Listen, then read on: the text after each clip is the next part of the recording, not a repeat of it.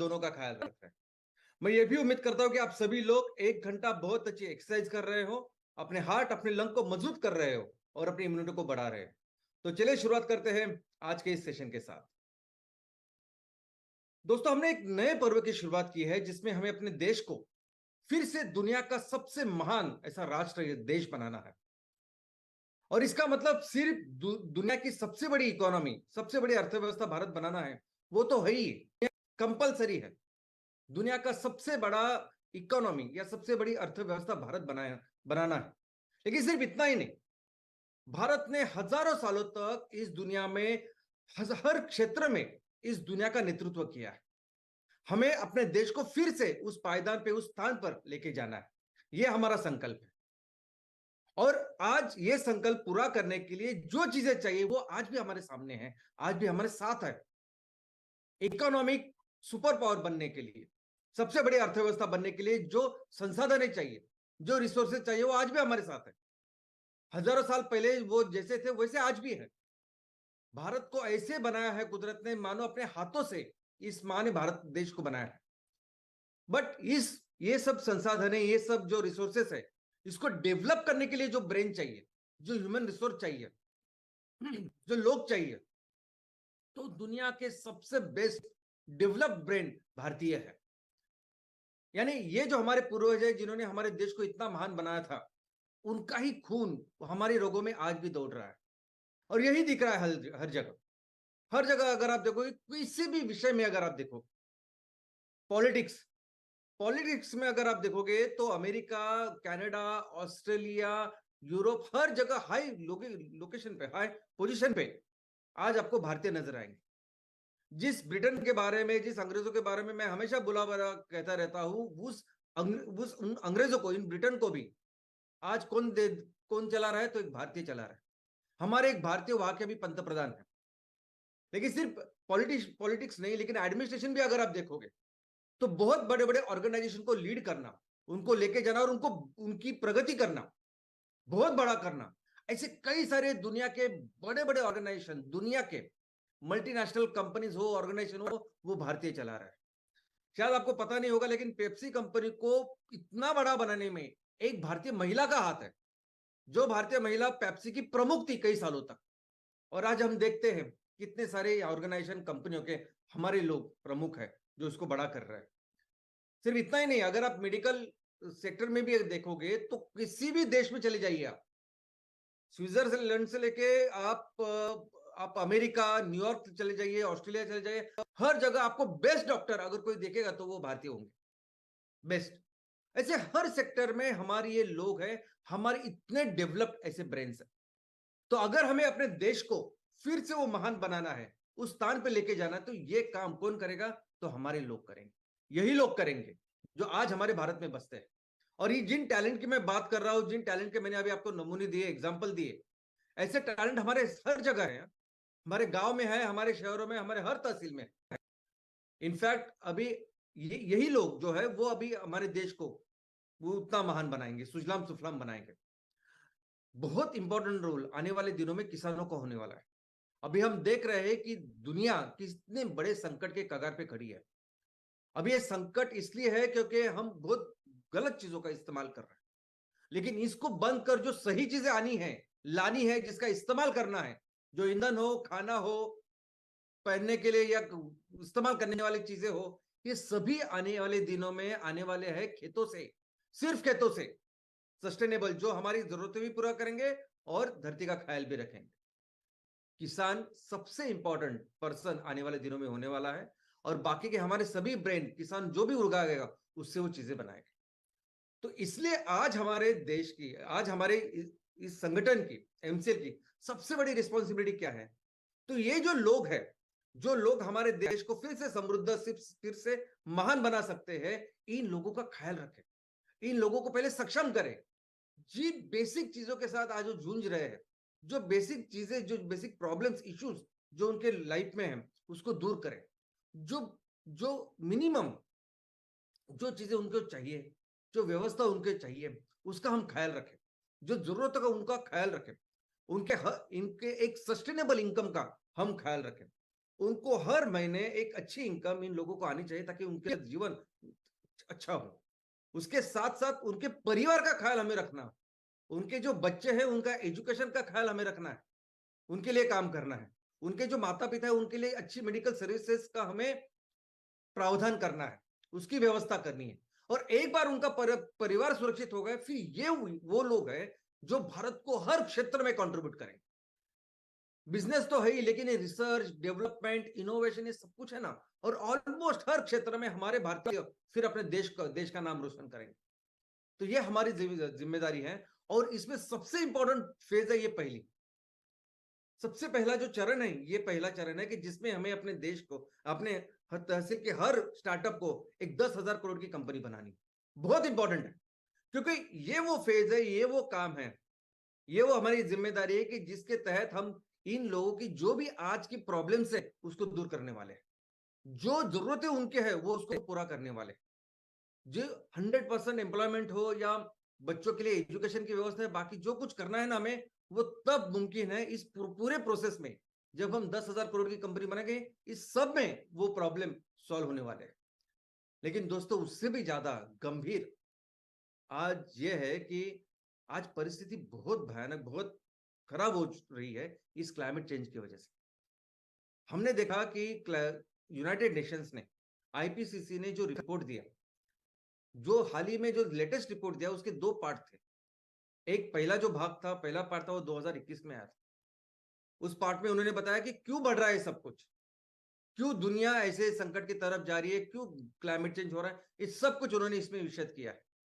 और 2022 में जो पार्ट आया था उसमें उन्होंने लिखा है कि इसका इम्पैक्ट क्या होने वाला है। और पिछले साल उन्होंने बोला कि ये इम्पैक्ट इतना खतरनाक है कि पूरी मानव जाति आज की तारीख में कोड रेड, यानी आखिरी चेतावनी है, आईसीयू में है, ऐसी परिस्थिति है। लेकिन उन्होंने पिछले साल ये भी रखा था कि कौन से वो देश हैं जो सबसे ज्यादा प्रभावित होंगे इस क्लाइमेट चेंज की वजह से। और उसमें सबसे इंपॉर्टेंट ऊपर जो देश था वो था भारत। क्या पिछले साल हमने ये सोचा था? अब ये पिछले साल आई हुई रिपोर्ट है। क्या पिछले साल हमने सोचा था कि अगस्त में ऐसी चीज होगी? यानी बारिश शुरू होती है, उसके बाद 2 महीने बाद आता है अगस्त, और उसमें हमें टैंकर से लोगों को पीने के पानी के लिए व्यवस्था करनी होगी। कहीं सोचा था हमने? लेकिन आज इस साल देखा हमने, यानी सबसे इंपॉर्टेंट, सबसे ज्यादा परिणाम अगर किस देश पे हो रहा है तो वो भारत के ऊपर हो रहा है। और इसीलिए ये जो हमारी जिम्मेदारी, ये और ज्यादा इंपॉर्टेंट, क्योंकि ये जो लोग हैं ना, ये लोग फिर पर्यावरण की व्यवस्था भी करेंगे। क्योंकि हमारा ये जो मकसद है कि हमें 10,000 करोड़ की कंपनी बनानी है ना, ये ऐसा नहीं कि किसी एक प्रोडक्ट है जो सबको चाहिए, सबसे ज्यादा इंपॉर्टेंट है, मार्केट में ज्यादा डिमांड है, चलो उसको बेचते हैं, बहुत सारा पैसा कमाते हैं और वैल्यूएशन करते हैं। ऐसा नहीं। जब हम कहते हैं कि हर तहसील में हमें 10,000 करोड़ की कंपनी बनानी है, इसका मतलब हर तहसील में हमें वो 5E, वो जो 5E, उस मिशन को हासिल करना है। इसका मतलब पर्यावरण का ख्याल रखना है। इसका मतलब 100% एम्प्लॉयमेंट, जो जो जरूरतमंद लोग हैं, जिनको आज नौकरी की जरूरत, उसको 100% रोजगार दिलाना है। हमारे यहाँ के किसान, महिला बचत गट, युवा, इनको सक्षम करना है, उनको सपोर्ट करना है। हर व्यक्ति को, हर घर को एक अच्छा इनकम मिल देना है। और इनके लिए जब हम करेंगे, ये लोग, इनके परिवार, ये सभी लोग मिलकर फिर हमारे पर्यावरण को बचाएंगे। ये सभी लोग फिर हमारे जितने पेड़ चाहिए वो पेड़ लगाएंगे। ये पेड़ ही है जो बेसिकली वाटर सिस्टम का काम करते, वाटर हार्वेस्टिंग का काम करते। बड़े बड़े पेड़ यानी पाइपलाइन है। यही वो लोग हैं फिर कचरे का व्यवस्थापन भी करेंगे। यही वो लोग हैं जो हमारे तहसील को फिर पानी में स्वयं पूर्ण भी करेंगे। यही वो लोग हैं कि कोई भी प्रदूषण हो पानी का, उसको रोकेंगे भी। 5E को डेवलप करके 10,000 करोड़ की कंपनी बनानी है। किसी एक प्रोडक्ट को तैयार करके बेच के वो वैसे करना नहीं है। 5E को डेवलप करना है, नहीं, को प्लेटफॉर्म बनाना है, जिस प्लेटफॉर्म के ऊपर फिर ये पर्यावरण का भी हम ख्याल रखें और अपने देश को भी उस वहां तक लेके जाने की क्षमता हम तैयार करें। और इसीलिए अभी ये जो काम करना है ना हमें, आपको, हर उद्योजक को इस एमसीएल में, वो भी एक बेसिक जैसा ही काम करना है। हमें काम करना होगा अपने बच्चों जैसा, बेसिक, एकदम सिंपल। अभी हमारे बच्चे जो हमारे आजू बाजू बच्चे जो होते हैं, अभी इंजीनियरिंग में जाना होता है, मेडिकल करना होता है, उसके लिए 2-2 3-3 साल एंट्रेंस के लिए पढ़ाई करते हैं, 8-8 10-10 घंटा 12-12 घंटा पढ़ाई करते हैं। और उसके बाद जब वो उनको एडमिशन मिलता है इंजीनियरिंग मेडिकल, तब भी वो 4-5-6 साल पढ़ाई करते हैं और 8-10 साल के बाद फिर उनका करियर वो चालू होता है, उनको पैसे मिलने चालू होते हैं, उनके जो सपने हैं वो पूरे होने चालू होते हैं। हमें भी अगर ये सब काम करना है ना, हमें इतना ही सीरियसली काम करना होगा जितने सीरियसली बच्चे करते हैं। हमें हर हर उद्योजक को हमें कंपलसरी 8 से 10 घंटा इस पे काम करना ही होगा पहले 3 साल। जब हम पहले 3 साल इसके ऊपर 8 से 10 घंटा काम करेंगे, तब जाके हम अपने उस कंपनी को 10,000 करोड़ की कंपनी बनाएंगे। और उसमें वही ये बच्चे तो पढ़ाई कर रहे हैं, हर टॉपिक को समझ रहे हैं, उसके एग्जाम दे रहे हैं। हमें तो एक ही काम करना है कि कैसे पैसे बनाया जा सकता है, कैसे हमारे यहाँ के जो लोग हैं उनको क्या मैं उनके लिए कौन सा बिजनेस किया जा सकता है, कैसे उनकी आमदनी बढ़ाई जा सकती है, बस ये काम करना है। और जब आपको बच्चे जैसा काम करना है, स्टूडेंट जैसे काम करना है, विद्यार्थी जैसे काम करना है, तो किसी को अध्यापक जैसे ही भी काम करना पड़ेगा और वो काम मुझे करना है। दोस्तों, हर तहसील में जैसे अभी एग्जाम की बात करते हैं कि अगर मुझे मेडिकल में या आईआईटी में एडमिशन लेना है तो मुझे 94% लाने हैं। मुझे फिजिक्स की पढ़ाई करनी है, केमिस्ट्री की करनी है, बायोलॉजी मैथ्स, बायोलॉजी बोल रहा हूँ क्योंकि मेरे दिनों हम चारों सब्जेक्ट की पढ़ाई करते थे और इंजीनियरिंग और मेडिकल के लिए दोनों के लिए पढ़ते थे और तब एंट्रेंस नहीं थी हमारे दिनों। लेकिन आज के जो बच्चे हैं जिस तरह से काम करते हैं ना, और वो कैसे कि 100 मैक्सिमम है, 100 में से आपको 94 लाने पड़ते हैं, तब पढ़ाई करते कि नहीं। फिर वो अपना शेड्यूल बनाते हैं कि कैसे करूं, कौन सा टॉपिक करूं, क्या कैसे उसका शेड्यूल हुआ, वैसे सेम हमें कवर करना है। लेकिन सबसे अच्छी बात यह है ना कि बच्चों को 100 में से 94 लाने पड़ते। आज हमें हमारे इस कंपनी के बैलेंस शीट में साल का 800 करोड़ का टर्नओवर लाना है। यानी 3 साल के बाद तीसरा जो हमारा बैलेंस शीट होगा उसमें 800 करोड़ का माल तैयार कर रहे हैं और बेच रहे हैं। यह व्यवस्था चाहिए। और कब चाहिए? जब हमारे तहसील में ऑलरेडी आज के दिन में 5,000 करोड़ का व्यवस्था तैयार हो रही है, 5,000 करोड़ का माल तैयार हो रहा है और बेचा जा रहा है। इनफैक्ट अपने जितने लोग तहसील में रहते हैं उसके अनुसार तो वो 6 गुना यानी 30,000 करोड़ का होना चाहिए, वो भी करेंगे बाद में। लेकिन आज तो है ना, आज 5,000 करोड़ का अगर माल तैयार हो रहा है, बेचा जा रहा है, उस 5,000 करोड़ में से मैं बोल रहा हूं कि 800 करोड़, यानी आपके बच्चे जो काम कर रहे हैं उससे भी ये आसान है। इसलिए क्योंकि आप जब ये काम करोगे ना, तो आपके तहसील में क्या, सुनिए, आपके तहसील में है 2.25 लाख से लेके 2.5 लाख लोग। आपके तहसील में है 45,000 से 55,000 फैमिलीज, परिवार। हर ग्राम पंचायत में 650 से लेकर 700 हेक्टेयर तक जमीन, उपजाऊ जमीन, जिसमें काम कर सकते हैं। इसका मतलब है हर तहसील में 29,000 से लेकर 30,000 हेक्टेयर इतनी जमीन आपके पास है। और इतना सब कुछ जब कुदरत ने दिया ना भर भर के, ये सब इसके साथ 800 करोड़ का टर्नओवर करना, 100-150 करोड़ का नेट प्रॉफिट जनरेट करना, ये बिल्कुल हो सकता है, आराम से हो सकता है। लेकिन उसके लिए चाहिए शिस्त, उसके लिए चाहिए डिसिप्लिन, उसके लिए आप वहां हर जैसे बच्चे पढ़ते हैं ना वैसे ही 8 से 10 घंटे आप वहां जाने चाहिए और ये काम करना चाहिए। और ये अभी कोई भी इंस्टीट्यूट, अगर किसी अच्छे स्कूल में बच्चा जा रहा है या अच्छे कॉलेज में बच्चा जा रहा है, जिस कॉलेज का जिस स्कूल का अच्छा रिपोर्ट है, वहां में पढ़े हुए बच्चे डॉक्टर बनते हैं, इंजीनियर बनते हैं। कैसे क्या करते हैं ये काम, ये इंस्टीट्यूशन कैसे काम करते हैं, ये स्कूल अच्छे कॉलेजेस क्या करते हैं? बेसिकली ये तो पढ़ाते हैं ही, लेकिन टाइमली, इमीडिएटली, जरूरत पड़े तो वीकली ये देखते हैं कि आपने जो पढ़ाई की है वो कर रहे कि नहीं, या आपको पढ़ाने के बाद आपको जो होमवर्क दिया जाता है, ग्रो पार्ट जो दिया जाता है, वो आप कर रहे हैं कि नहीं, वो देखते हैं। और फिर हर हफ्ते, हर 2 हफ्ते के बाद वो देखते हैं कि आप सही दिशा में जा रहे हैं कि नहीं, आपको उतने मार्क्स मिलेंगे कि नहीं जितने आपको चाहिए। और वैसे ही काम हमें करना पड़ेगा। दोस्तों, हमें भी, मुझे भी और हमारे सभी सीनियर्स, हमें भी ये देखना पड़ेगा कि तहसील की आपकी कंपनी वही सही दिशा में जा रही कि नहीं। और इसलिए बहुत जरूरी है आपको भी अपने तहसील में अपनी जो टीम है, अपने जो लोग हैं, उनके साथ हर हफ्ते चर्चा करना, मिलना कंपलसरी, और देखना कि तहसील में जो अपनी रिस्पॉन्सिबिलिटी है उसको हम कैसे हैंडल कर रहे हैं, उसकी क्या व्यवस्था कर रहे हैं और उसके ऊपर कैसे अमल कर रहे हैं, काम कर रहे हैं।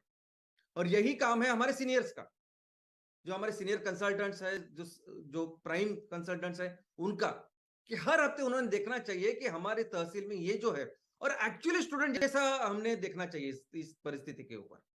ये बिजनेस है, पैसा कमाया जाता है, सब पढ़े लिखे ज्यादा उम्र के, ऐसा कुछ नहीं। हम सब स्टूडेंट्स हैं और हमको जो लक्ष्य लिया लिया है हमने, उसको पूरा करना है, बस यही है। और हर हफ्ते देखना है कि हमारे ये जो स्टूडेंट्स हैं, ये जो तहसील से क्या वो सही दिशा में जा रहे हैं कि नहीं। और हम सबका मिलके बस एक ही लक्ष्य होना चाहिए कि आप अपने लक्ष्य को प्राप्त करें। लेकिन ये काम करना आसान तब होता है जब रोड मैप क्लियर हो। लोग, बच्चे इतनी पढ़ाई क्यों करते हैं? क्योंकि उनको पता होता है कि मुझे 5 साल 7 साल 8 साल पढ़ाई करनी है, सब करना है, लेकिन उसके बाद जिंदगी भर मेरा करियर अच्छा होने वाला है। मैं डॉक्टर होने वाला हूँ या IITian होने वाला हूँ, और बाकी सब कुछ उसके साथ अच्छा होगा। तो वो जो क्लैरिटी है रोड मैप की, वो क्लैरिटी उनके दिमाग में होती है, इसलिए वो इतनी मेहनत करती है। वही क्लैरिटी आपको भी होनी चाहिए, और आज वही क्लैरिटी मैं आपको बताने की कोशिश करूंगा। सबसे पहले शुरुआत करते हैं MCL सस्टेनेबिलिटी स्टार्टअप के। हमारे तहसील लेवल की जो स्टार्टअप हमने शुरुआत की है, उनके प्रमोटर जो हमारे उद्योजक है, उनकी क्लैरिटी, उनके रोड मैप की। बहुत बार तो लोग शायद सोचते होंगे कि ये सस्टेनेबिलिटी शब्द क्यों, इसका क्यों इस्तेमाल कर रहे हैं। बहुत लोगों ने तो पहली बार सुना होगा, ये सस्टेनेबिलिटी का मतलब क्या है, क्यों हम लोग इसका इस्तेमाल कर रहे हैं। दोस्तों, ये शब्द फिलहाल पूरी दुनिया में सबसे जरूरी, सबसे इंपॉर्टेंट ऐसा शब्द बन चुका है। पूरी दुनिया जिस दिशा में उसका विकास हो रहा है, डेवलपमेंट हो रही है, वो गलत दिशा है। वो दिशा गलत है, जो चीजें हम लोग इस्तेमाल कर रहे हैं वो गलत है, और जिसकी वजह से आज ऑलमोस्ट विनाश के कगार पे हम लोग खड़े, ये जो रिपोर्ट जो बता रहे हैं और हम देख भी रहे हैं।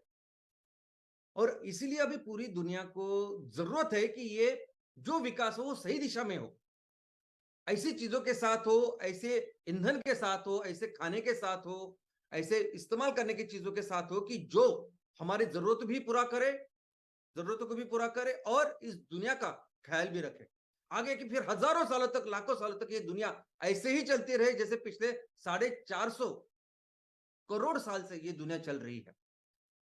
और ये जो शाश्वत विकास है, ये जो विकास है, उसे कहते हैं सस्टेनेबल डेवलपमेंट।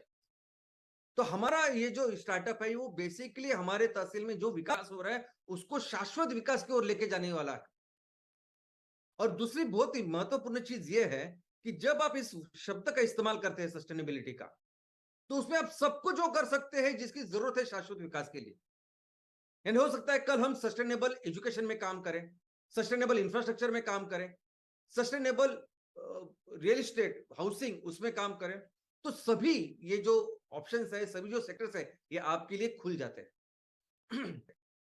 तो इस स्टार्टअप की जो शुरुआत शुरुआत करेंगे हम अपने तहसील में, वो करेंगे एम कुकिंग सिस्टम के साथ। अभी एम कुकिंग सिस्टम क्यों? अभी ये भी इसलिए क्योंकि हमें लोगों का पहले ख्याल रखना है। दुनिया को जलाने वाला जो कोयला है, उसके लिए हमने इतना अच्छा सॉल्यूशन ढूंढ के निकाला है, जिसको जितना तैयार करें उतना कम हो सकता है, नहीं उतना हम लोग मुनाफा कर सकते हैं, उतना फायदा कर सकते हैं, उतना सब कुछ क्लैरिटी है। फिर भी एम कुकिंग सिस्टम क्यों? क्योंकि दोस्तों, आज ये ईंधन ऐसा ईंधन है जिसकी जरूरत हर हर परिवार को है। कितना भी गरीब से गरीब अगर परिवार है, उसको खाना बनाने के लिए आज चूल्हा लगता है, आज उसको वो ईंधन लगता है। खाना वो उससे लेके अब अमीर वगैरह, उनको हर परिवार को ये सब लगता है। लेकिन आज हमारी परिस्थिति ये है दोस्तों कि 43% परिवार, यानी ऑलमोस्ट आधे से थोड़े से कम, इतने परिवार के पास एक अच्छा ईंधन नहीं है। वो इस रसोई के ईंधन के लिए ये गीली लकड़ी, ये गोबर, ये बायोमास जो मिलता है उसका इस्तेमाल कर रहे हैं। और आपको पता है जब इस्तेमाल करते तो कितना धुआं, कितना भयानक पोल्यूशन होता है।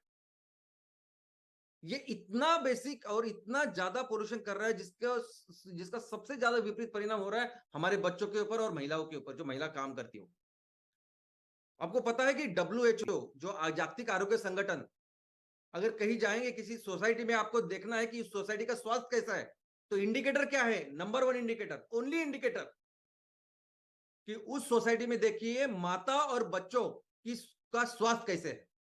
अगर वो सही है तो फिर वो सोसाइटी सही है। और हम आज ये ईंधन इतना बेसिक ईंधन है कि जिसके वजह से, जिसके ना की वजह से आज हमारे देश में महिलाओं और जो बच्चे हैं उनके ऊपर बहुत सारे विपरीत परिणाम हो रहा है। उसके जो इंडिकेटर्स है वो बहुत कम है। और इसीलिए हमारी आज जिम्मेदारी है कि हम ये स्वच्छ ईंधन लोगों को दें। इनफैक्ट ये इतना बेसिक है कि जब जैसे मनुष्य की उत्क्रांति हुई, मनुष्य ने पहले जो ईंधन है जिसकी शुरुआत की होगी वो यही ईंधन होगा, रसोई के लिए, खाना बनाने के लिए ईंधन। और आज भी वो ईंधन हमारे लोगों की कितनी बड़ी प्रॉब्लम है। तो चलो ना मिलके, हम लोग ने ये संगठन ही बनाया लोगों के लिए, तो पहले हम अपने लोगों का ख्याल रखते हैं। भले ही हमको ट्रक भर के हमको माल नहीं बेचना अभी आज के तारीख में, हम एक एक दो दो पांच पांच किलो की करेंगे, लेकिन बहुत बड़ा कंट्रीब्यूशन हम हमारे लोगों के साथ करेंगे। और दोस्तों, ये जो एलपीजी है ना, सबसे पहला तो हमारा कदम है कि इस एलपीजी को हम बंद करें, निर्मूलन करें इस एलपीजी का। क्योंकि ये एलपीजी भी फॉसिल फ्यूल है, ये भी क्रूड ऑयल से बनता है। और आज की तारीख में सबसे ज्यादा क्रूड ऑयल जो हमें दे रहा है वो है रशिया। यानी रशिया हमें क्रूड ऑयल देता है, रिफाइनरी में उसके एलपीजी बनता है, फिर ऐसी बॉटल बन के हमारे घरों में आ रही। और दोस्तों, जब ऐसा समझते हैं कि 80 रुपए अगर हम देते हैं, 80-50 रुपए घर का सिलेंडर है, 120 रुपए तक कमर्शियल सिलेंडर का रेट है पर केजी। तो अगर हम 80 रुपए देते हैं पर केजी इस गैस के ऊपर, ऐसा समझे कि 25-30% वो किनको मिलेगा? जो भारत में काम कर रहे, रिफाइनरी जिनकी है, जो पेट्रोल पंप चला रहे हैं या गैस एजेंसी चला रहे हैं, उनकी सब व्यवस्था को जा रहा है। ऑलमोस्ट उस 80 रुपए में से 40, 45, 50 रुपए किसको जा रहे हैं? उस रूस के पास, रशिया के पास। और वो उस 50 रुपए से वो 500 रुपए की इकोनॉमी बना रहा है। और अगर हम इस 80 रुपए के जगह पे 20 रुपए का हम अपनी ये कुकिंग सिस्टम दें, तो ये 20 रुपए हमारे तहसील में, हमारे गांव में, हमारे तहसील किसानों के पास जाएंगे। और अगर 80 रुपए का, अगर वो 80 रुपए का जो एलपीजी है उसको पूरी तरह से रिप्लेस करने के लिए अगर 2 किलो भी लगते हैं एम कुकिंग सिस्टम, तो भी 40 रुपए से 400 रुपए की इकोनॉमी हमारे तहसील में तैयार होगी। आज कैसे हो रहा है कि वो जो 25-30% भी पैसा मिल रहा है, किसको मिल रहा है? वो 1%। आपको याद है, 1% ऊपर के, 10% ऊपर के जो उनकी सेवा में लगे हुए। लेकिन हम अगर ये 40 रुपए का माल बेचेंगे और वो हमारे लोगों को बेचेंगे, तो यही वो लोग जो है जो 40 रुपए से लेके 400 रुपए की अर्थव्यवस्था बनेगी। और दोस्तों, एलपीजी इतने डेंजरस है कि आज की तारीख में सबसे ज्यादा जो आग लगती है उसका नंबर 1 प्रमुख कारण है एलपीजी। इमारती को आग हो या किसी कमर्शियल सेंटर को, हर जगह। पिछले हफ्ते जैसे मैंने कहा कि 9 लोग मारे गए ट्रेन में वो सिलेंडर लेके जा रहे थे। और इतनी दुर्घटनाएं हर दिन होती है और पूरी दुनिया में हो रही है। तो इसको भी रोकना एक बहुत बड़ा कंट्रीब्यूशन इस हमारे सिस्टम के साथ। और जो भी काम करेंगे, अभी आप देखेंगे क्या हो रहा है कि मैं बार बार इस चीज को बोलता हूँ कि 90% जो लोग हैं ना, वो इस प्रक्रिया में शामिल ही नहीं है। इस मैन्युफैक्चरिंग के, बिजनेस के, इनकम के, पैसे कमाने के। हम ये जो काम करेंगे ना, जितना ज्यादा तैयार करेंगे, जितना ज्यादा बेचेंगे, इस पूरे प्रक्रिया में शामिल कौन होंगे? हमारे लोग, किसान शामिल होंगे, हमारे गांव गांव के लेवल पे जो काम करने वाले वो उद्योजक शामिल होंगे। और फिर इनका एम्पावरमेंट, इनका सक्षमीकरण होगा हर तरीके से। और अगर प्रोडक्ट देखोगे आप, जिस जिस एक प्रोजेक्ट के साथ हम इस सस्टेनेबिलिटी स्टार्टअप की शुरुआत करने वाले हैं, उसकी आउटपुट कैपेसिटी है 30 टन, यानी 30,000 किलो पर डे। अभी जो मशीनरी आपके पास है, उस मशीनरी से आप 2 से 2.5 टन पर आवर इतना निकाल सकते हो। यानी आप उस फैक्ट्री से 40 से 45 टन तक जा सकते हो।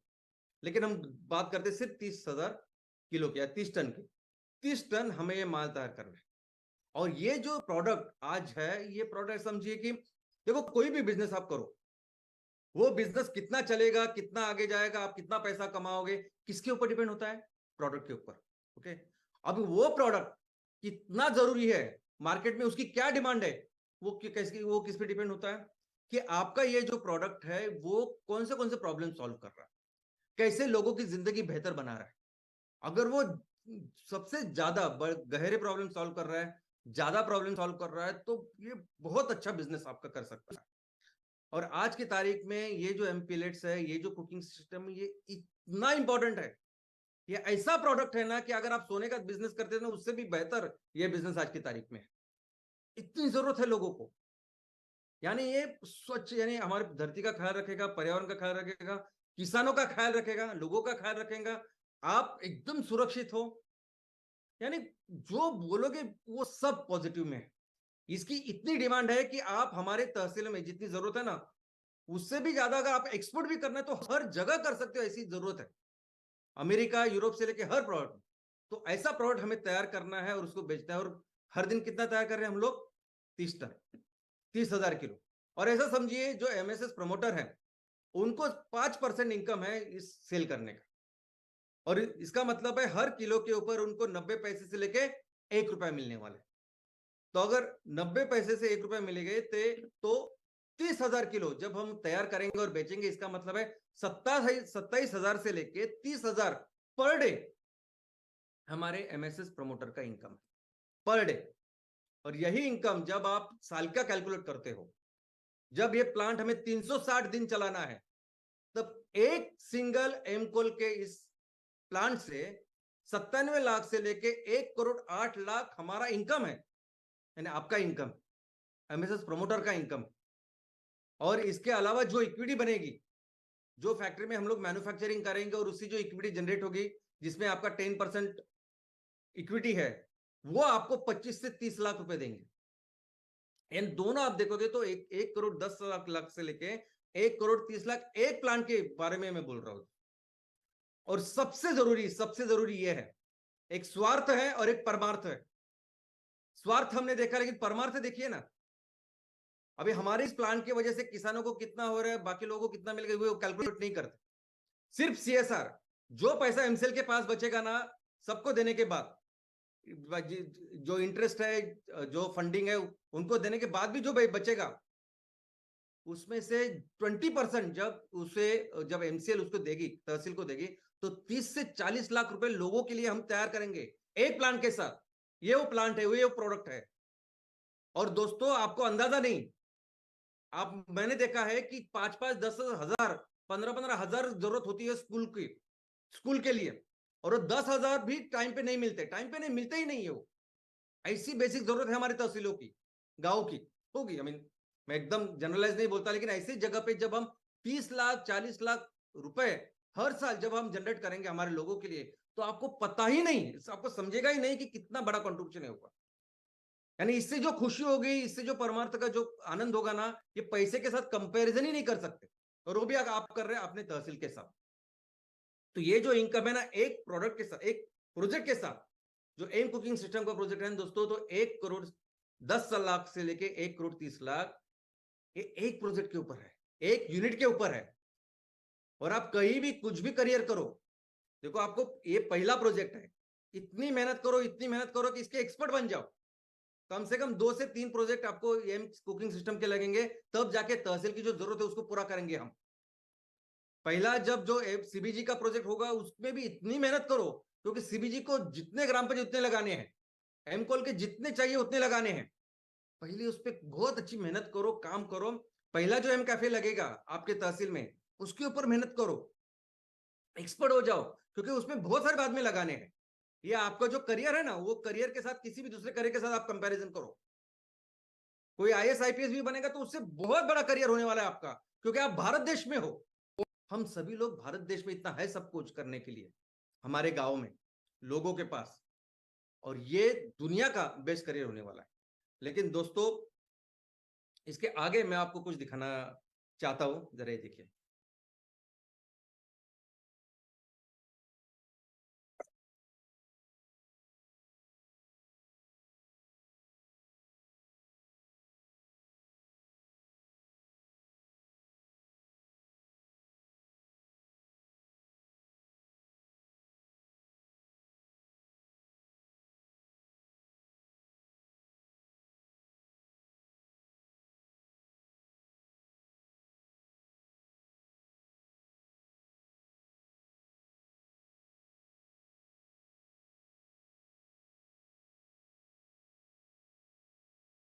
ये आपने देखा, और एक देखिए।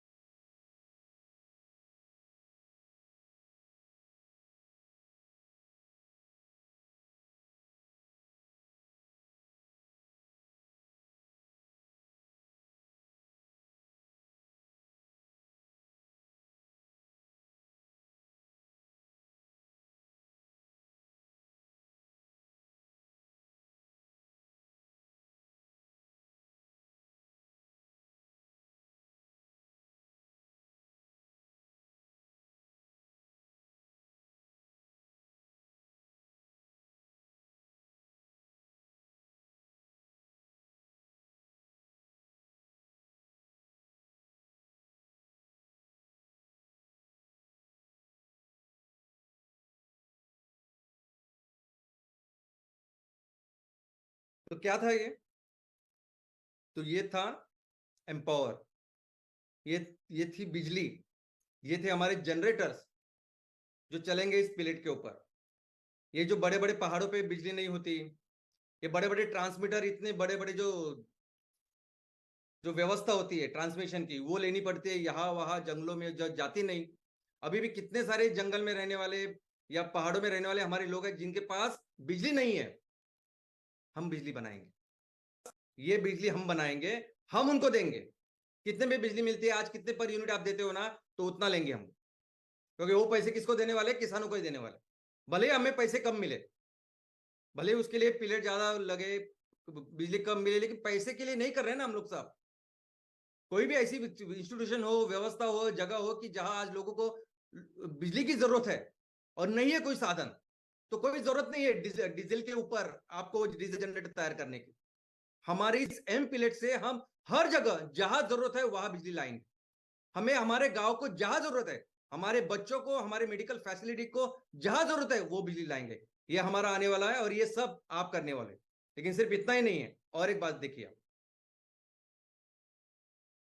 अभी इसको देखिए।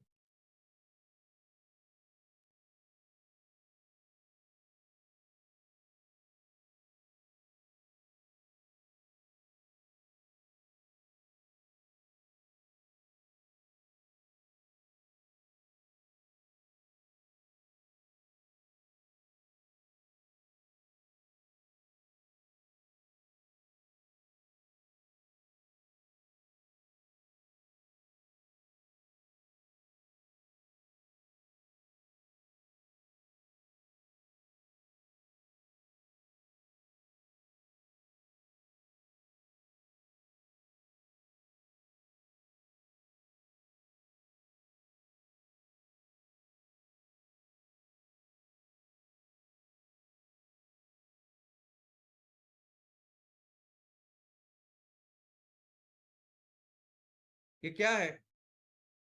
तो दोस्तों आज की तारीख में एलपीजी के जगह कई सारी जगह पे गैस से पाइपलाइन से गैस आ रही, और वो फिर पाइपलाइन हर जगह जा रही है और वो चूल्हे को जला रही है। हम भी वो कर सकते हैं। हम अपने पिलेट को, जैसे एक बिल्डिंग की व्यवस्था करनी है, वो गैस पाइपलाइन ठीक है, हम एक जगह पे हमारे पिलेट्स रख के उससे गैस जनरेट करेंगे, और ये गैस फिर पाइपलाइन से ऐसी जगह जाएगी और ऐसा चूल्हा करेगी। एमसीएल इस बिजनेस में, जिस सेक्टर को हम डेवलप करेंगे, इसमें सिर्फ पायोनियर नहीं रहेगी, हमेशा इसमें सबसे बड़ा बिजनेस करेगी, सबसे बड़ा बिजनेस। आप देख लेना। तो चलिए बात करते हैं हमारे ग्राम पंचायत लेवल हमारे उद्योजकों की, और म्युनिसिपल वार्ड लेवल उद्योजकों की, यानी अर्बन और रूरल एमवीपी और एमवीपी उद्योजकों की। अभी इसमें भी एक देखो कि शायद हम लोग एकमेव ऐसी कंपनी है ना कि जिनका अप्रोच सिर्फ और सिर्फ लोग है। जो कुछ हमें करना है ना, मिलके हमारे तहसील के लोगों के लिए ही करना है। तो मुझे एक बात बताइए कि कौन सी ऐसी कंपनी है, देखो आज हमारे पास एमकोल जैसा गोल्ड है, गोल्ड से भी बेहतर, और हमारे आपके तहसील में अगर 100 ग्राम पंचायत और 100 फैक्ट्रियां लगानी है ना एमकोल की, तो 100 के 100 फैक्ट्रियों का जो माल है 30 टन इंटू 100, 3,000 टन का जो माल तैयार होगा ना, वो एक फैक्ट्री एक जगह जा सकता है। इतनी आज जरूरत है कोल की। मुझे लगता है कि आपको भी इसके बारे में पता है। कोई भी कंपनी पहले क्या सोचेगी, आज हमारी फैक्ट्रियां चल रही है, प्रोडक्ट है, सब लोग है तैयार, और वो सामने वाले एग्रीमेंट करेंगे बाकायदा कि हम आपसे ये पूरे 100 प्रोजेक्ट जो है ना, तो 100 प्रोजेक्ट के पूरा माल हम खरीदेंगे। और ऐसे एग्रीमेंट है, रॉ मटेरियल सब कुछ है, तो पूरे बैंक वगैरह तो अपने पीछे पड़ेगी, बैंक इंस्टीट्यूशन की, बाबा आप लीजिए, हमसे पैसा लीजिए, लेकिन बैंक का भी वही काम है ना, उनको भी उनके पास जो पैसा है उसको उसके ऊपर इंटरेस्ट चाहिए, उसको कमाना है। पैसा कमाएंगे तब वो लोगों को, जिनके पैसे उन्होंने लिए उनको इंटरेस्ट दे पाएंगे, तभी तो बैंक बढ़ेगी। तो उनको भी ऐसा अवसर चाहिए कि बाबा ज्यादा पैसा, ज्यादा पैसा बनाए हम लोग। लेकिन हम क्या कर रहे हैं, हमने जब हमारे जगह पे अगर कोई दूसरी कंपनी होती, दूसरे प्रोmoटर होते, तो पहले वो काम करते, एमकोल ही तैयार करते, बाद में झंझट में पड़ते हैं। कौन करता है हमारे जैसे? कौन करता है ये सोचता है कि आज हमारे लोगों की जरूरत क्या है? कौन बोलता है ये कि आज देखते हैं हम लोग कि हमारे लोगों की क्या जरूरत है और उसके हिसाब से काम करते हैं? लेकिन दोस्तों, इससे भी बहुत अच्छे पैसे बनेंगे, मैं आपको बोलता हूँ। और मैं हमेशा बोलता हूँ ना कि स्वार्थ से बहुत ज्यादा परमार्थ होगा, जिसको हम कंपैरिजन ही नहीं कर सकते किसी चीज के साथ, लेकिन इससे भी अच्छे पैसे बनेंगे। अभी मैं आपको बताता हूं। सबसे पहले तो अपनी भूमिका, हमारी रिस्पॉन्सिबिलिटी जो है उसको समझिए आप। हमारी भूमिका एक कुटुंब प्रमुख की है। परिवार के जो हेड है, प्रमुख है, वो है हम। पूरा तहसील हमारा परिवार है। और जैसे होता है ना कि जैसे आपके घर में अगर 10 लोग हैं, आपके भाई बहन है जिनकी शादी नहीं हुई, आपकी बीवी और 2 बच्चे हैं जो स्कूल में जा रहे हैं, माता पिता है जिनका ख्याल रखना है, तो आप क्या करोगे? आप नौकरी भी करोगे, उसके साथ भी कुछ पैसे कमाने की कोशिश करोगे, धंधा करोगे, ताकि सबके पेट, सबकी जरूरतों को पूरा करें। वैसे हमें करना है। हमारी प्राथमिकता क्या है कि हमारे यहाँ जितने लोग रहते हैं ना, उनकी जरूरतें क्या है। हमारे जितने भी लोग हैं जिनको आज काम की जरूरत है, उसको एक रेगुलर इनकम की जरूरत है, रोजगार की जरूरत है, उसको पहले करेंगे। वो लोग क्या कर सकते हैं उसको देखेंगे, उसके हिसाब से प्रोडक्ट बनाएंगे। हमारे किसान क्या तैयार करते हैं, उनसे क्या क्या प्रोडक्ट बनाया जा सकता है, उसके ऊपर काम करेंगे। हम हमारी इस तहसील के परिवार के प्रमुख करके काम करने हैं हम। तो ऐसा समझते हैं कि हमें प्रति पर्सन जो भी आज जिसकी जरूरत है, जिसको चाहिए, उसको 10,000 रुपए कंपलसरी हर महीना हमें कमा के देना है। उसको सस्टेनेबल इनकम चाहिए, 10,000 रुपए। तो ये 10,000 रुपए जब कमा के देना है, तो कौन सा तरीका है कमाने का, कैसे हम उसको कमा के दे सकते? तो एक ही चीज है, एक ही रास्ता है इसको कमाने का। उसका मतलब मैन्युफैक्चरिंग, जिसमें हमारे बहुत सारे लोग नहीं जाते, इसलिए वो चाइना इतना पैसे कमा रहा है। मैन्युफैक्चरिंग ओनली वे, मैन्युफैक्चरिंग ही करेंगे हम लोग। तो मैन्युफैक्चरिंग में अगर उसे पैसा दिलाना है 10,000 रुपए महीने का, तो 10,000 रुपए उसे दे। रॉ मटेरियल लगेगा, मैन्युफैक्चरिंग करना है तो आपको रॉ मटेरियल, वो भी कम से कम 10,000 रुपए लगेगा, ज्यादा भी लग सकता है। अभी इंपॉर्टेंट चीज है, ये रॉ मटेरियल कहां से आएगा? अभी वो वहां सबसे इंपॉर्टेंट है कि ये रॉ मटेरियल तैयार करेंगे हमारे किसान। तो जब इस तरह का आप काम करते हो, तो किसानों की इनडायरेक्टली आप एम्पावर कर रहे हैं। किसान रॉ मटेरियल तैयार करके आपको देंगे। हमारे जंगल में रहने वाले जो आदिवासी भाई बहन है, जंगल में कई सारी तरह के रॉ मटेरियल वो तैयार करके देंगे। हमारे मछुआरे जो भाई बहन है, वो काम करते हैं नदियों में, समुद्र में, उनसे जो रॉ मटेरियल बनेगा, उससे हम लोग ये सब चीजें बनाएंगे, अलग अलग तरह की चीजें बनाएंगे। तो जब हम किसी को 10,000 रुपए देने की बात करते हैं, तो 10,000 रुपए रॉ मटेरियल के लिए इनको भी मिलने वाले। और ऐसा समझते कि बाकी जो मैन्युफैक्चरिंग की कॉस्ट है, इलेक्ट्रिसिटी है, रेंट है, एडमिनिस्ट्रेशन है, ये सब मिलके जो प्रोडक्ट हम लोग मैन्युफैक्चर करेंगे पर पर्सन, समझो उसका 30,000 रुपए कॉस्ट पड़ता है। यानी एक आदमी को अगर 10,000 रुपए दिलाना है, तो 30,000 रुपए का मैन्युफैक्चरिंग कॉस्ट बनेगा, मैन्युफैक्चरिंग उस प्रोडक्ट का। लेकिन जब उसको बेचना है, तो कितने में बेचेंगे? तो उसको बेचना होगा 50,000 से लेकर 60,000 में, क्योंकि उस प्रोडक्ट के ऊपर पैकेजिंग अच्छी करनी पड़ेगी, लॉजिस्टिक्स है, ट्रांसपोर्टेशन है, गवर्नमेंट का टैक्सेशन है, और ऊपर से उसको बेचने के लिए 15% कम से कम रखना पड़ेगा, सब कुछ पकड़ के। तो वो 30,000 रुपए में जो हमने माल तैयार किया है, उसको 50,000 रुपए में बेचना पड़ेगा। तब जाके हम प्रॉफिट करेंगे, लोगों का इंटरेस्ट जिससे पैसा लिया उसको भी दे पाएंगे, सब कुछ करेंगे। और इसकी इनकम, जब किसी भी ग्राम पंचायत में या किसी भी म्युनिसिपल वार्ड में आप ये काम करते हो, और ये मैन्युफैक्चरिंग करने का काम आप करा के लेते हो, ऐसा समझे आपको 2% उसमें मिलता है। तो 30,000 रुपए का जब आप माल तैयार करते हो, तो 600 रुपए आपको मिले, यानी प्रति व्यक्ति आपको 600 रुपए यहां मिले। लेकिन यही चीज जब हम बेच रहे हैं, जब आप इसी चीज को बेचेंगे, तो उसके ऊपर आपको 10% मिलेगा, वो भी एमआरपी पे, जिस रेट पे हम किसान लोगों को, ग्राहकों को दे रहे, कस्टमर्स को दे रहे। तो वही 50,000 के ऊपर ऊपर आपको मिलेगी 5,000, 60,000 के ऊपर मिलेगा आपको 6,000। तो 5,000 से 6,000 रुपए प्रति व्यक्ति आपको एक पर्सन के ऊपर मिलेंगे। और इसीलिए प्रति पर्सन, अगर एक व्यक्ति को आप काम दिला रहे हो और उसके ऊपर प्रोडक्ट तैयार कर रहे हो, तो ऐसा समझिए कि प्रति व्यक्ति के ऊपर आप वो 600 मैन्युफैक्चरिंग के, और 5,000 से लेके 6,000, यानी 5,600 से लेके 6,600, इतने प्रति व्यक्ति आपकी इनकम होगी जो करनी है। और आज की तारीख में हमें अपने तहसीलों में, ग्रामीण और शहरी नागरिक, हर जगह पे हमें कम से कम 100 लोगों की जिम्मेदारी लेनी। 100 लोगों को हमें वो जो काम कर सकते हैं, जो प्रोडक्ट तैयार कर सकते हैं, क्या कर सकते हैं, वो तैयार करके देना है। और जब 100 लोगों को आप 10-10 हजार करके आप उनको देने दोगे, वो बिजनेस व्यवस्था, वो प्रोसेस डेवलप करोगे, तब उस प्रोसेस में आपकी जो महीने की इनकम है वो 5,60,000 से लेके 6,60,000 होने वाली है। अभी इस प्रोसेस में आप 100 फैमिली को, 100 लोगों को इंटू 10,000 यानी 10 लाख रुपए कमा के दे रहे। रॉ मटेरियल में आएगा 10 लाख रुपए, वो किसानों को, हमारे महिला बचत गट, सॉरी, हमारे जंगल में रहने वाले लोग, मछुआरे लोग या पशुपालन करने वाले लोग, इनसे जो रॉ मटेरियल आएगा उनको आप दे रहे हो, और ये करने के बाद आपको इतने पैसे मिल रहे हैं। और अगर यही आप साल का देखोगे तो यही 67 लाख से लेके ऑलमोस्ट 80 लाख रुपए पर साल का इनकम, वो भी एक ग्राम पंचायत में, एक म्युनिसिपल वार्ड में हो सकता है। और दोस्तों इसी के साथ जो सीएसआर होगा, क्योंकि आप ही जो काम करेंगे तो ये सभी काम करने के बाद, बिजनेस करने के बाद जो पैसा आखिर में एमसीएल के पास मिलेगा तो उससे भी 20% देंगे हम लोग। उसमें भी जो आप ये काम करोगे, 100 लोगों की जिम्मेदारी लोगे ना, तो 10 से 15 लाख रुपए वो सीएसआर करके आएंगे, वो आपके हाथ में होंगे, आप देंगे, आप खर्च करेंगे। और ये इसके जैसा सुख ही नहीं है।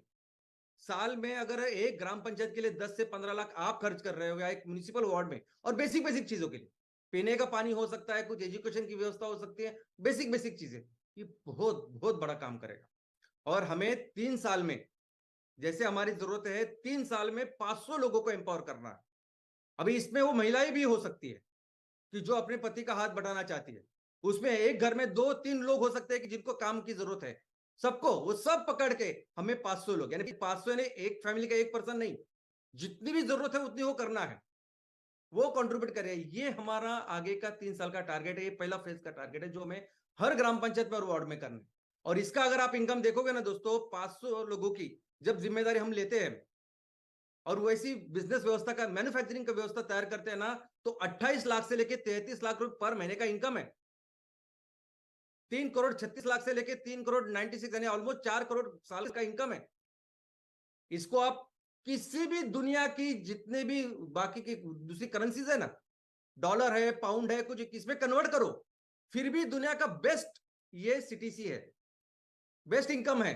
कहीं भी जाओगे आप, 4 करोड़ अगर साल का आप कमा रहे तो ये ये ये बहुत जबरदस्त इनकम है। और ये इसीलिए पॉसिबल है क्योंकि हम भारत में रह रहे हैं, इसलिए क्योंकि हमारे यहाँ वो उतनी जनता है, उतने लोग हैं, हमारे यहाँ उतनी भूमि है, वो मिट्टी है और वो पानी है। और फिर एक बार पहला फेज होने के बाद ना, एक बार लोगों को आपने एम्पावर किया, फिर छोड़ दीजिए आप, फिर उनका सिर्फ नेतृत्व कीजिए, ये लोग फिर अपने देश को वहां तक लेके जाएंगे। फिर हो सकता है कि आने वाले दिनों में फिर 1,000 लोग इसमें शामिल हो, और फिर उसका इनकम भी उतना बढ़ेगा। और हो सकता है कि आपकी जो प्रोडक्टिविटी, आज हमने प्रोडक्टिविटी पर पर्सन 50,000 रुपए की पकड़ी है हर महीने की, वो प्रोडक्टिविटी भी बढ़ के 1 लाख रुपए तक जाए। हो सकता है कि हमारा तंत्रज्ञान, हमारी टेक्नोलॉजी, रिसर्च और बेहतर करे। तो ये भारत का एक्चुअली पोटेंशियल है, और इस पोटेंशियल तक फिर आराम से उसको जाने दीजिए, लेकिन पहले 3 साल हमें मेहनत करनी है। और दोस्तों इसमें आज ये भी समझना है कि ईस्ट इंडिया कंपनी, ये सभी जगह, ये जो कंपनियां है ना, ये कंपनी जो काम करती है, ये हर सेक्टर में मोनोपोली है। ईस्ट इंडिया कंपनी जैसे हमको, दूसरे जो मैं हमेशा बोलता हूँ, लेकिन ये कुछ इंपॉर्टेंट सिद्धांतों पर काम कर रही है, जिस सिद्धांतों के ऊपर हमें भी काम करना पड़े। अगर किसी सेक्टर में नंबर 1 की कंपनी करके कोई कंपनी काम कर रही है ना, तो कुछ प्रिंसिपल्स है उसको फॉलो करती है, और उस प्रिंसिपल्स को हमें भी फॉलो करना पड़ेगा, ताकि हम भी उस सेक्टर में नंबर 1 का काम करें। सबसे पहला नंबर 1, सबसे मोस्ट मोस्ट इंपॉर्टेंट, कि जो प्रोडक्ट आप तैयार कर रहे हो और बेच रहे हो वो सबसे अच्छा होना चाहिए, वो दुनिया में सबसे अच्छा होना चाहिए। ये एप्पल को कितने भी आप भला बुरा कह दो एप्पल को, लेकिन उसका कभी मोबाइल आप इस्तेमाल करो ना, मोबाइल इस्तेमाल करो, लैपटॉप इस्तेमाल करो, तो आपको समझेगा एप्पल क्या है। आप कभी मर्सिडीज को बोलेगे क्या मर्सिडीज है, ये 5 लाख रुपए वाली गाड़ी भी 4 लोगों को, 5 लोगों को लेके जाती है से दूसरी जगह पे, मर्सिडीज भी वही करती है। लेकिन चलाओ तो सही, बैठो तो सही कभी उसमें, तभी आपको पता चलेगा वो नंबर 1 कंपनी क्यों है। हमें जो काम करना है ना, हमें काम ऐसे इतने हाईफाई चीजें के तैयार करने की कोई जरूरत नहीं, उससे नहीं जीडीपी बनाई नहीं, और हमको कुछ लेना भी नहीं है उससे। हमको वो साबुन तैयार करना है ना, एक बार किसी साबुन वो इस्तेमाल करे तो बस हमेशा के लिए उसका दीवाना हो जाए। एक वो शैम्पू बनाना है कि जो शैम्पू एक बार लगाने के बाद इससे अच्छा शैम्पू मैंने अभी तक देखा ही नहीं है, ऐसा होना चाहिए। वो शैम्पू हो, फेस वॉश हो, हर कोई चीज जो हम जो तैयार करेंगे, और हमारे पास नॉलेज है, दोस्तों हमारे पास नॉलेज आयुर्वेदा का, हर जगह ऐसी चीजें होती है। और जब एक कस्टमर होता है ना, एक कस्टमर किसी दूसरे कस्टमर को बोलता है, अरे वो चीज जो मैंने खरीदी है, इस्तेमाल की, वो सबसे अच्छी है, आप तू ले। दोस्तों ये दुनिया का सबसे बेस्ट मार्केटिंग है। कोई हीरो हीरोइन की जरूरत नहीं आपको सेल करने की, मार्केटिंग करने की। इसके कहते हैं कॉन्टेजियस। कॉन्टेजियस का मतलब है संसर्गजन्य। यानी आप, हमारा प्रोडक्ट ऐसा होना चाहिए ना कि जो संसर्गजन्य होना चाहिए। यानी किसी ने इस्तेमाल किया तो 10 जन लोगों को जाके बोलना चाहिए कि प्रोडक्ट इतना अच्छा है, आप कंपलसरी ये लो। और इसके दो अनुभव मुझे आए पर्सनल, मैं आपको बोलता हूं। पहला ये अनुभव है। अभी आप ये देखोगे तो एक मराठी मूवी है। इस मराठी मूवी का नाम है बाईपन भारी देवा। अभी इसका पोस्टर भी आप देखो, सब महिलाएं हैं। अभी ये महिला है, इसका ट्रेलर अगर आप देखोगे तो एक हमारा पारंपरिक कार्यक्रम होता है, बस वो उस थीम पे ये पिक्चर है। यानी कौन जाएगा इन, वो जो प्रोग्राम होता है ना, जो हमारी परंपरा है, संस्कृति, उसमें भी पुरुष कोई जाता नहीं, लोग जाते नहीं, सिर्फ महिलाओं का वो कार्यक्रम होता है। उसका अगर उसके ऊपर पिक्चर बनी है तो कौन जाएगा उसके ऊपर, तो वहां जाने का सवाल ही नहीं आता। लेकिन मैं था ऐसे बाय चांस घर में था, और माँ थी, बहन थी, उन्होंने मुझे इस पिक्चर को लेके गए।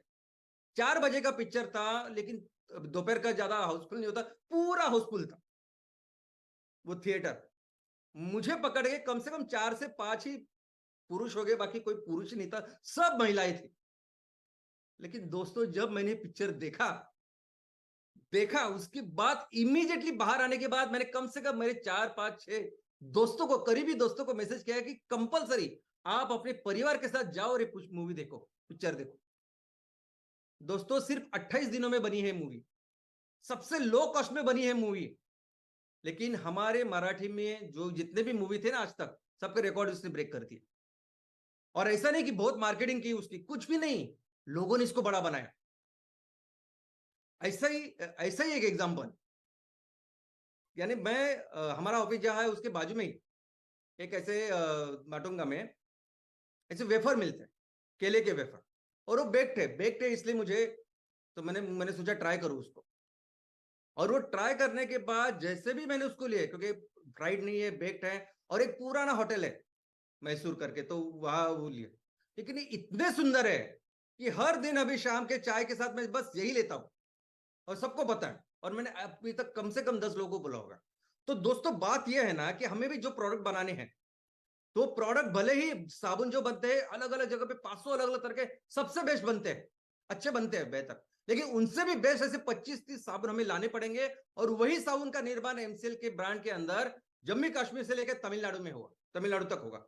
फिर हम इस हिंदुस्तान यूनिलीवर या जो भी कंपनी है उनको टक्कर दे पाएंगे, उनको करेंगे। ये लोग क्या करते हैं, एक तो जो प्रोडक्ट उनकी भी रेंज देखोगे तो 10-12 प्रोडक्ट ही है, और हमें भी 15-20 ऐसे साबुन या कोई प्रोडक्ट चाहिए जो इससे बेहतर करेंगे। और दूसरा इंपॉर्टेंट चीज वो है बेस्ट पैकेजिंग। ये प्रोडक्ट अच्छे लगने ही चाहिए, ब्यूटीफुल दिखने ही चाहिए। ये कंपनियां बहुत मेहनत करती है उस पैकेजिंग के ऊपर। जो पहले लॉयल्टी बिल्डअप होती है ना, जो पहला प्यार होता है उस प्रोडक्ट के साथ, वो देखने से चालू होता है, उसके ऊपर हमें ख्याल रखना पड़ेगा। हम ज्यादातर के पैसा कॉस्ट सेविंग के चक्कर में इसके ऊपर काम नहीं करते, लेकिन वो करना पड़ेगा।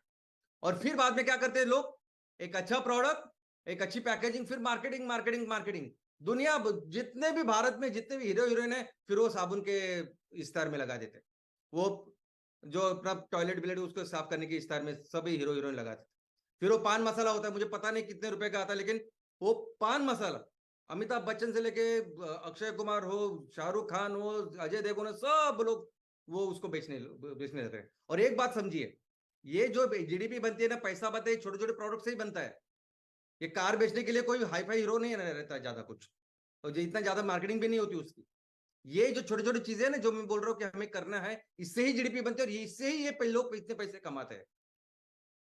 और ये परसेप्शन तैयार करते हैं लोगों, कस्टमर के दिमाग में, कि नहीं, ये जैसे अगर मैं ये क्रीम लगाऊंगा तो मैं भी गोरा हो जाऊंगा।